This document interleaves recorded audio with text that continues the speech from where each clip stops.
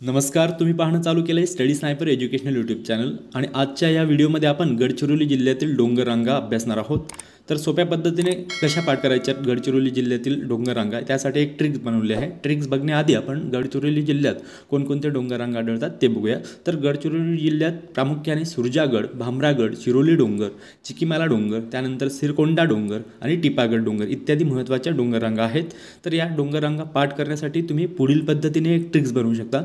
तर ट्रिक्स काय बनून जाते आपली, तर सूरजची भाची गडावर खाते चिकी आणि मारते सिटी। परत एकदा ऐका की सूरजची भाची गडावर खाते चिकी आणि मारते सिटी। तर या अशा पद्धतीने तुम्ही एक ट्रिक्स बनवून हे सगळे डोंगररांगा पाठ करू शकता। तर याची ट्रिकची उकल कशी होते, तर सूरजची म्हणजे काय, तर सुरजागड डोंगर, त्यानंतर भाचीतील भा जो आहे तो भामरागड डोंगरसाठी आहे आणि ची जो आहे तो चिरोली डोंगरसाठी आहे। त्यानंतर चिकी म्हणजे काय, तर चिकीमाला डोंगर। ओके, खाते हा सायलेंट वर्ड आहे।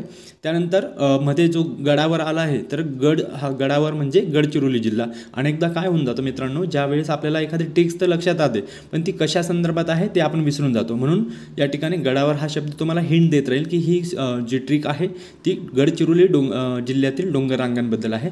त्यानंतर जे आहे आणि मारते सिटी, आता आणि मारते म्हणजे काय, तर तो सायलेंट वर्ड आहे आपल्याला ट्रिक जुळवण्यासाठी। आणि त्यानंतर सिटीमधला जो सी आहे तो सिरकोंडा डोंगरसाठी आहे आणि टी हा टिपागड डोंगरसाठी आहे। मित्रांनो, अशा पद्धतीने आपण अनेक डोंगररांगा आणि महाराष्ट्रातील जेवढ्या काही टेकड्या आहेत त्या अभ्यासलेल्या आहेत याआधील व्हिडिओजमध्ये।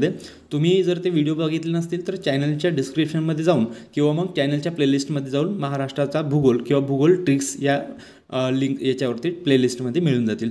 जर व्हिडिओ आवडत असतील तुम्हाला तर नक्की लाईक करा। जर मित्रांना तुमच्या शेअर करायचं असेल तर करू शकता आणि जर काही सूचना असतील किंवा अजून कसल्या संदर्भात तुम्हाला ट्रिक्स हव्या असतील तर तुम्ही कमेंट्स देखील करू शकतात।